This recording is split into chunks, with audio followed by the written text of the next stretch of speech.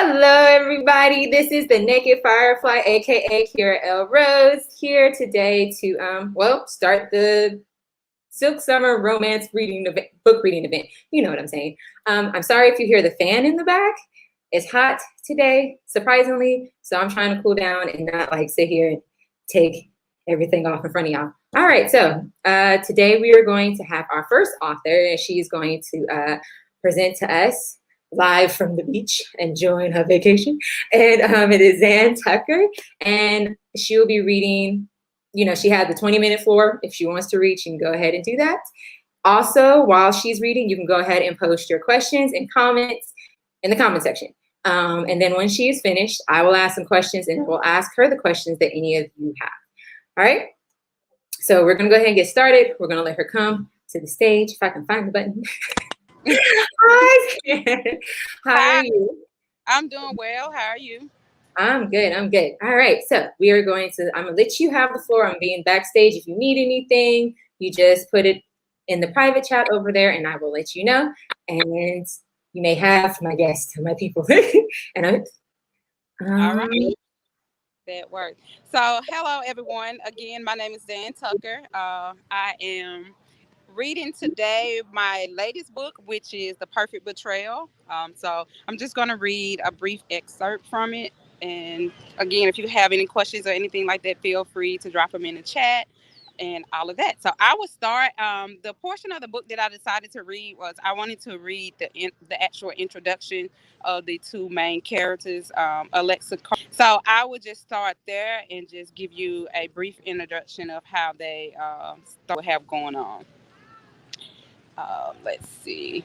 Antonio referred me to Remington regarding the branding consultant and asked to schedule an appointment regarding the new project. Surprisingly, he gave me Saturday mid-morning as an option. The rest of my week consisted of late nights and early mornings. I usually stayed up late past midnight working on my new project, and I was up by 5 o'clock to either run or work out. I look forward to sleeping in Saturday morning, but first I had to get through another Friday night with Brooklyn and rain. I would see how long I would last. Bar hopping was usually not my thing, but I made it my thing this weekend. I had my drink of choice. Now I was looking for my eye candy of choice. I was in a flirtatious mood and definitely looking for some trouble. I was with the right duo to make it happen. Brooklyn and Rain were the encouragers of all things flirty, classy, and sassy. It was just before midnight when my phone dinged, indicating I had a text message. It was from Slayton Graphics, Remington. Antonio mentioned you were interested in branding services as well. When you arrive tomorrow, Nicole would like to speak with you for a few moments regarding your branding needs. R. Slayton. Alexis, sure thing. I'll see you all tomorrow. Remington, look forward to meeting you. Enjoy your night. I looked up just in time to see a dark skinned Adonis looking in my direction. There was an awkward exchange of looks for about 10 seconds or so. I took in how damn sexy he was. He was about 5'10, dark skinned, bald, muscular, bow legged with the most amazing beard. All I could think was, who sent you? There was something about him that made me feel exposed. Maybe it was the way he looked at me, or maybe the way he looked through me. I suddenly felt a chill over my body. I tried to shake it off. I was brought out of my trance when Brooklyn started talking. What do you want to drink besides that tall glass of fine ass man? Girl, I'm sitting here thinking, whose son is that? He is definitely checking you out, and I know you are ready to flirt. You know I am, but I'm going to play it cool tonight. Sure, you are, until you get a free drinks in your system. I looked up, and the waiter was bringing a drink and a note to me. The drink was a Georgia peach, bourbon, lemonade, and peach puree. Not my typical drink, but hey, why not? The note read, I like your style. I sent a note back. I like your taste. Thanks for the drink. He was mesmerizing. Yet I didn't make my move. Honestly, I just wanted to watch him from a distance, and he obviously wanted to do the same. I turned back to him and I turned back to him and started. I turned my back to him and started talking with Brooklyn and Rain. Yet, Yet I could feel anytime he looked my way, my body would get this odd chill each time I involuntarily turned and looked at him.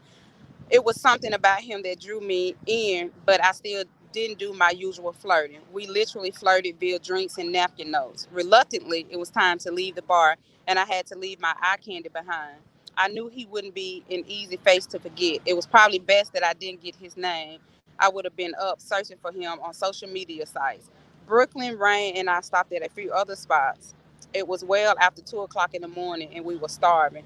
We headed to our Thomas to grab a bite to eat. It was unusually packed, but Brooklyn always knows someone, and we were seated fairly quickly. Lexi, I'm surprised you didn't go into your flirty mode tonight, Brooklyn said. I know. I'm not sure why I was holding back. He seemed like he was just as into you, Rain said. Yeah, he was definitely feeling you, Brooklyn said. Y'all were doing all that damn elementary note passing and shit, Rain responded.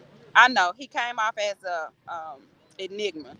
My thoughts were lost on undefined as man I left at the bar without getting a name or number. Ugh. Hey, it's getting late. I have a meeting in the morning that I need to do more preparation for. Yeah, I have a few things to do early in the morning. I'm convinced Brooks raggedy ass is the only one sleeping in. Much needed sleep. I get the least amount of sleep during the week. Let me be great on the weekends, Brooklyn laughed. I called an Uber as we waited to get back to our cars that were left on Peter Street. The parking at our Thomas is horrible. My thoughts drifted back to the man at the bar. I can't refer to him as anything other than a man. His whole presence consumed the space and obviously it's consuming my thoughts right now. All this for a man that I most likely won't see again. Our Uber arrived and we were headed to our cars. I wasn't really engaged in the conversation. I simply blamed it on my alcohol intake. Brooke and Rain, no, I usually get quiet when I've had too much to drink. I wasn't intoxicated, but I needed time to sort through my thoughts and focus on my upcoming meeting with Slayton Graphics and the brand consultant. My thoughts were interrupted by my phone dinging, indicating I had a text message. There were only two people who were inconsiderate enough to text me this time of the morning. The message was from Devontae, whom I had saved in my phone as bum ass Negro. Bum ass Negro. Hey, I miss you. You can't ignore me forever. Alexis, how's your child's mom? Your child's mom, and has she had the baby? Bum ass Negro responds, "Hey, come on, you are overreacting. We were never together." Alexis responds, "You are such an asshole. Together or not, you have a baby on the way or already here. She's the mother of your child." His response, "I know, but I'm telling you that it's not like that with her. And I really miss you, like, really miss you." My response, "Look, you are a great person, even better in bed, but you really need to focus on your new baby. Good luck with fatherhood. This second time around, I hope it's a girl." His response, "You're so fucking unfair. I need a second chance." Alexis, you have you have had so many chances. I can't give you a thousand second chances. His response, "Sure you can. Have a good night, Devontae." That was Alexis' response. The nerve of him. Why must I constantly attract fuckboys? I just need a break from people's sons. Dating just isn't for me right now. After I got to my car, I headed home. I made a stop at McDonald's for a caramel frappe. I was preparing for an even longer night. I had shit I needed to get out of my system. Writing was my therapy when I couldn't run. So writing and brainstorming it was for the rest of the night. I dragged I dragged my sleep deprived ass out of the bed as soon as my alarm went off. It was scorching hot as it always was in late July in Georgia. I decided on some shorts and a cute top with sandals. I thought about something a little more business-like, but I was not in the mood to be all dressed up. I pulled up to Slayton Graphics, and the same two cars as before were in the driveway, along with a red BMW. I'm assuming it's Nicole's car. All right, game face. I walked into the office and stopped dead in my tracks. The chocolate god from the bar last night was sitting in the corner office. This cannot be my life right now. The look on his face said he was just as surprised as I was. With his most intriguing smile, he strolled out of his office and headed in my direction. I became so damn nervous, nerves I hadn't felt in years. I became so aroused by his presence. "Hi, you must be Alexis Carter." "Yes, I am. You must be Remington." "Yes, I am." "So let's get to my office and chat. Nicole is here and will be ready to meet with you after we are done." "Okay, great. Let's get started." What do you do? I'm a consultant for government agencies. That's not what I'm talking about. It dawned on me that he was looking at my long ass legs in these little shorts. Oh, I'm a runner. Really? Like track? No, I run distance, like half marathons. Have you always been athletic? Nah, I started running like 3 years ago, and I've been nonstop ever since. I could tell by your legs, well, really your whole body. You look athletic. I blushed at Remington's observation. I was the queen of showing off my legs, but I felt so exposed by the way Remington was looking at my legs. I also knew he was flirting, which I considered to be a dangerous game with me. Oh, so I look athletic to you. Hell yeah, I can tell you work out and take care of your body. All that from looking at my legs. I winked and gave him like a raised brow look while I waited for his response. Not just your legs, but your arms too.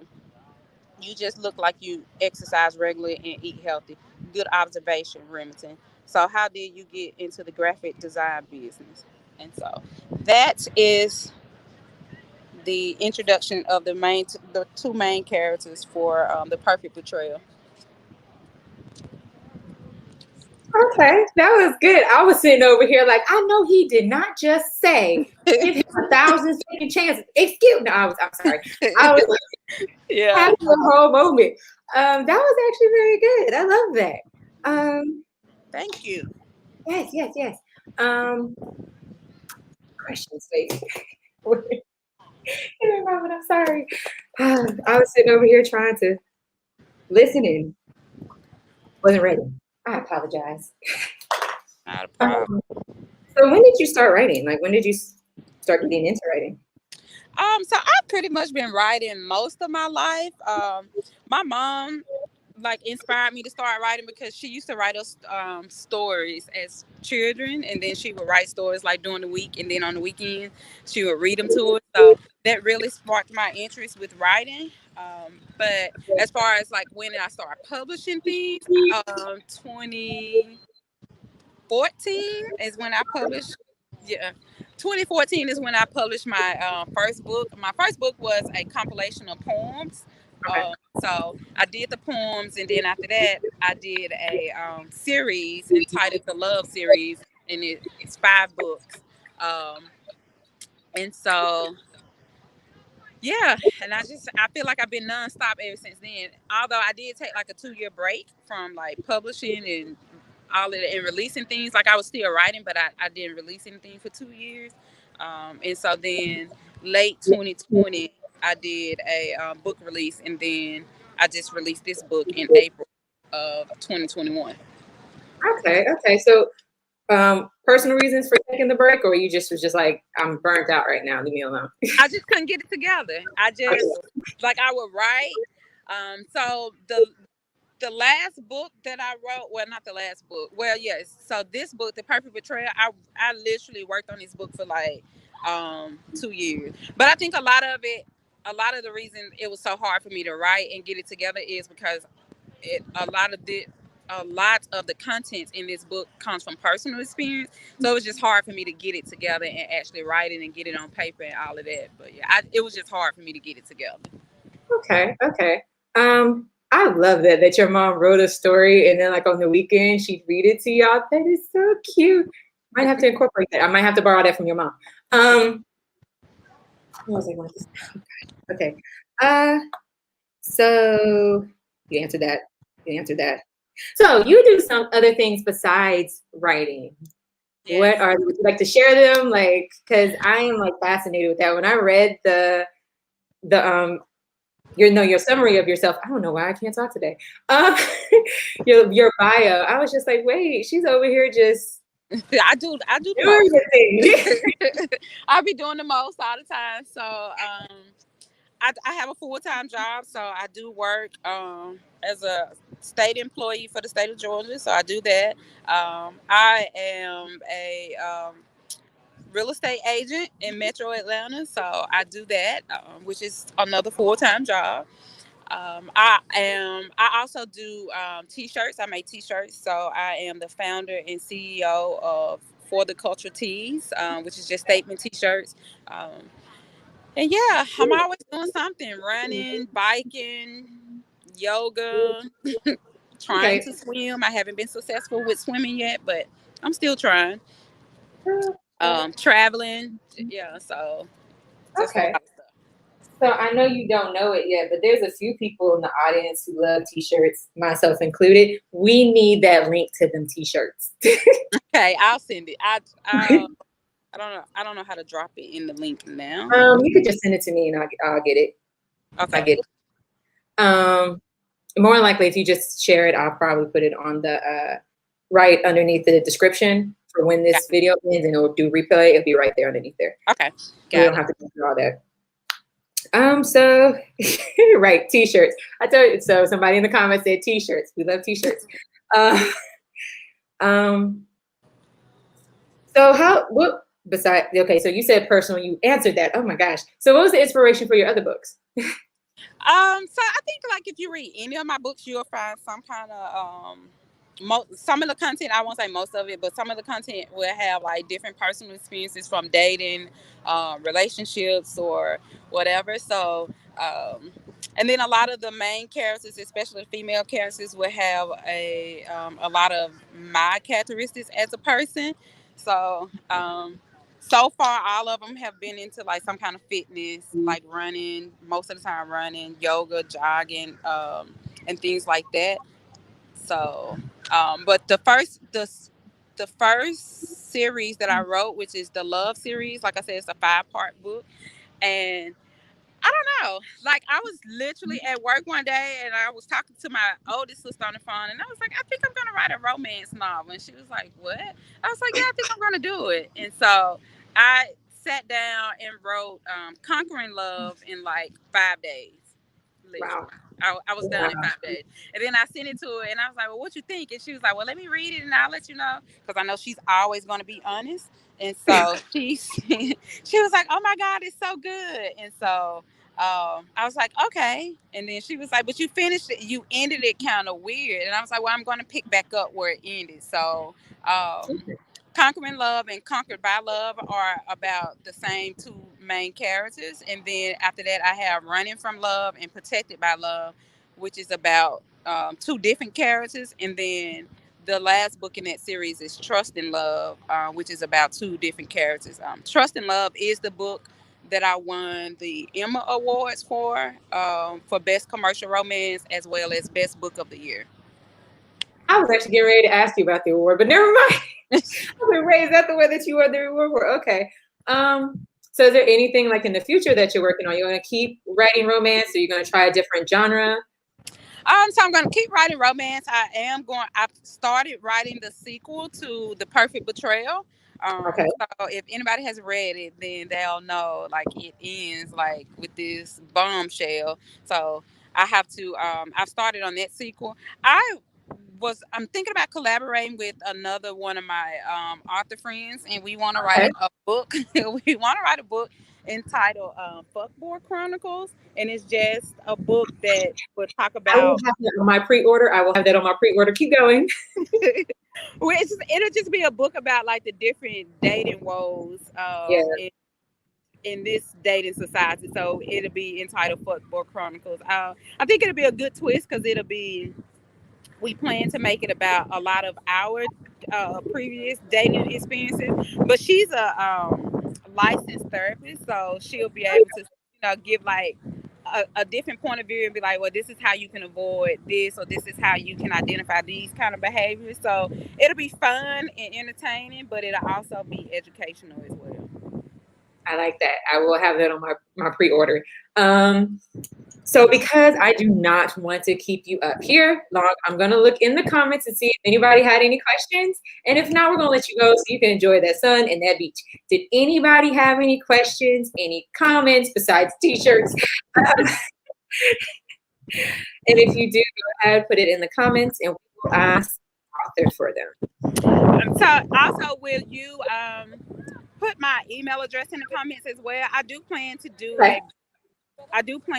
a book discussion on The Perfect Betrayal. It's going to be a virtual cocktails and conversation book discussion on June 26th. Okay, all right. So I'm going to put it in the description because if I put it in the comments, it'll be gone. So I'll put that, your and the t-shirts. I put all that in the description so Right. that they'll have all access to you.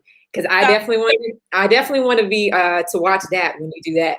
Yeah, so I was gonna say anyone who's interested in like watching that, just RSVP via email. Okay. I definitely will be contacting you for that because I definitely want to see that. Yeah, because I'll be at the Zoom link as well. But outside of that, the only other I have a couple of different events that are coming up. July 31st, I'm going to do a book signing. It's the small town Georgia, Keysville, Georgia, where they have recently opened up the first Black-owned library and research center. So I'm going down and do a book signing for that. If we have any other authors here, she's always looking for authors to send in their books to have on the bookshelf. So if anyone is interested in that, they can feel free to shoot me an email and I will get that information out to them as well. She's just looking for African American authors and their books, any genre, all of that, to go on the bookshelves in the bookstore. And the other thing that I'm going to do is I'm going to do my workshop again at the Romance Slam Jam convention in August. I'll be doing that workshop again, which is entitled Love at First Right. Okay.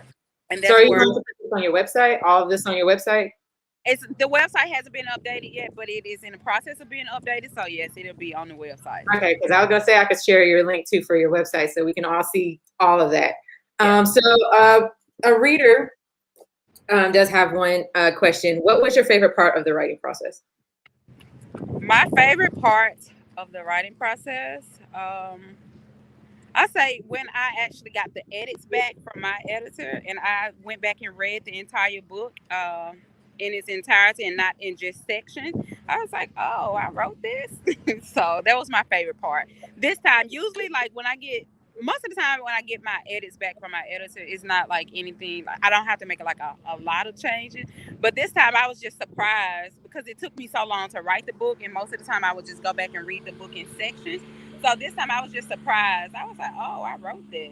Like, that was good. I was like, that was clever. So I was proud of myself on that one. You said it was like, oh, this is, who wrote this? Oh, wait, it was me. So question. I know some authors love the editing process, and then there's those like me who hate the editing process. How are you into it?